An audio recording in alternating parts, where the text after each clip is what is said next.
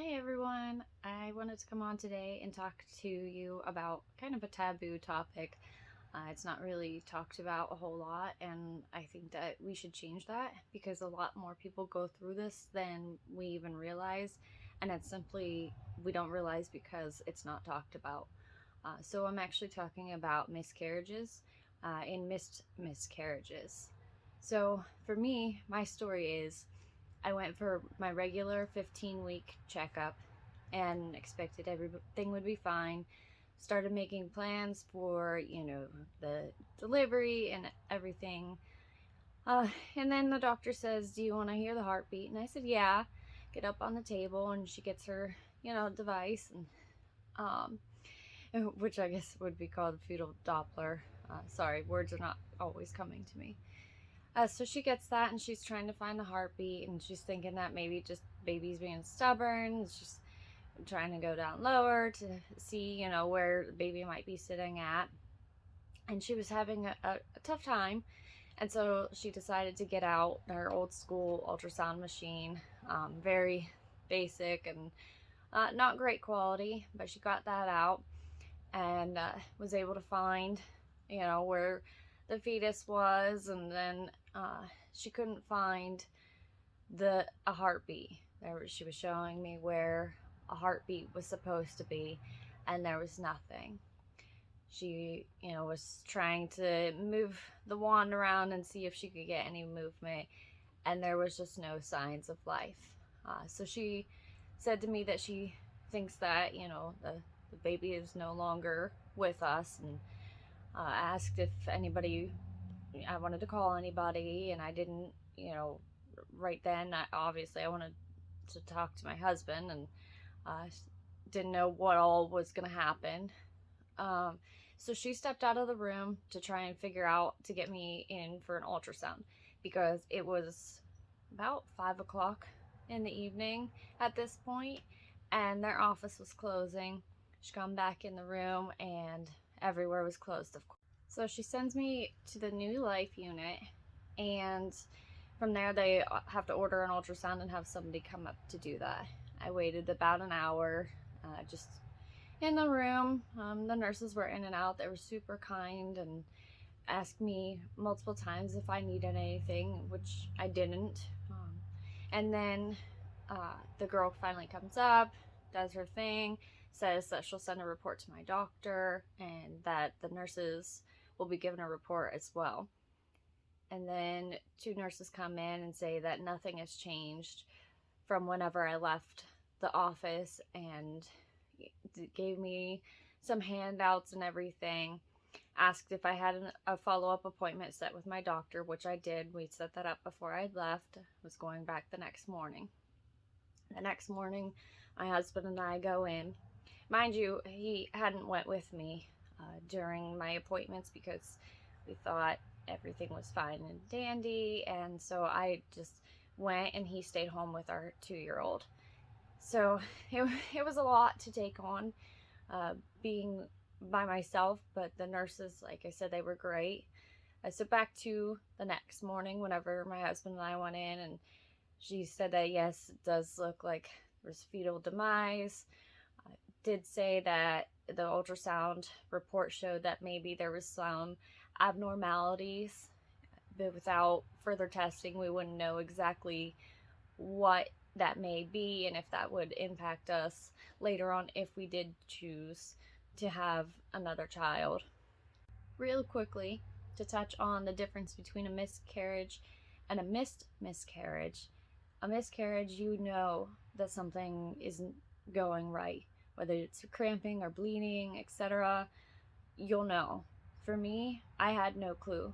I didn't know until we couldn't find a heartbeat, and that's called the missed miscarriage. And there's not really any warning signs to it. You just think that you're having normal pregnancy, and then you go in and there's nothing. We decided to go with the option to have surgery the following day. Did what she called a D&E, or dilation and evacuation. I'm not going to go into all of those details. If you'd like to know more about that, please look it up. So So surgery, the following day, my mother went with me and my husband stayed home with our 2-year-old. And we got there, it was like 5 in the morning, and I don't remember, I think it was probably after 10 when we left. And that day I didn't feel like doing anything, which was probably best. They said to just kind of rest and take it easy. But I was really wanting to get home and just hug my husband, hug my son, and just deal with the day as it came. This video, I've kind of pieced it together. I've had to stop a couple of times, kind of gather my thoughts and really think through things and try and keep my composure so that way you can understand what I'm saying. I want to talk a little bit about some of the feelings that I've felt, and no matter what anyone says, whether it's doctors, or nurses, or family, friends, it doesn't matter how many times people say it's not your fault. You will always try and find a way to blame yourself.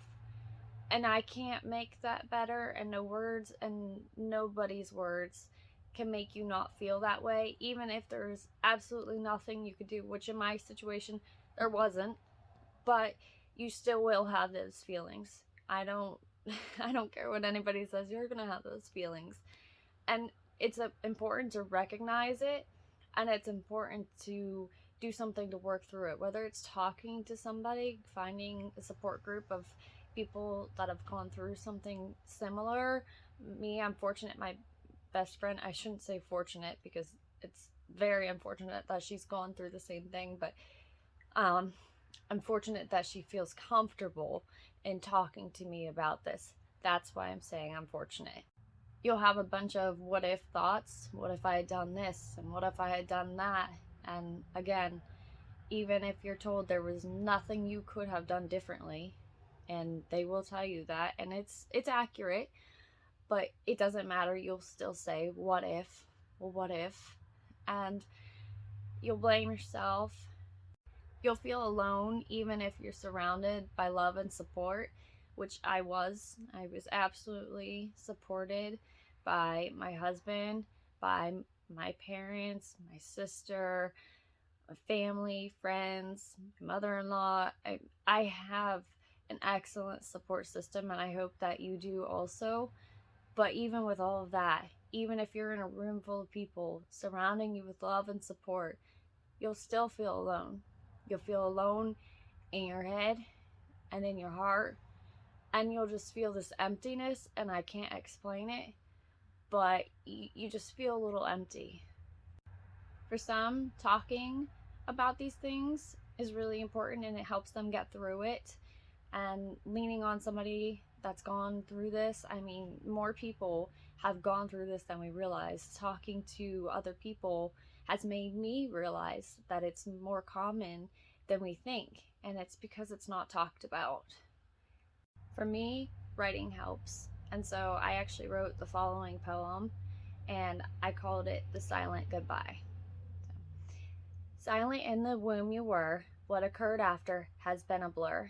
Going here and there, asking everyone for just a prayer. No heartbeat, they said. Unfortunately, the baby is dead. I wanted them to look more. I wanted them to be sure. I wanted them to say they were wrong, that the heartbeat is there. All of this just felt so unfair. What I didn't know, as you stopped being over a week ago. The news shook me to my core. By the end of the day, I wasn't sure if I could have cried anymore. We said goodbye before we could even say hello. What you'd be like, we will never know. As hard as it was for me to do this video and to talk through everything, to read my poem out loud, it's important, not just for me, so that way I can get these feelings out, but for all of you who might be going through the same thing. If you need support, reach out. I will absolutely be an ear for you, but don't be afraid to lean on others around you too, because you might be surprised to find that some of them have gone through the same thing also. So just reach out, find that support, and let's talk about this. Let's make it not taboo to talk about miscarriages. Because if we'd actually talk about things, people might not feel so alone whenever it happens to them.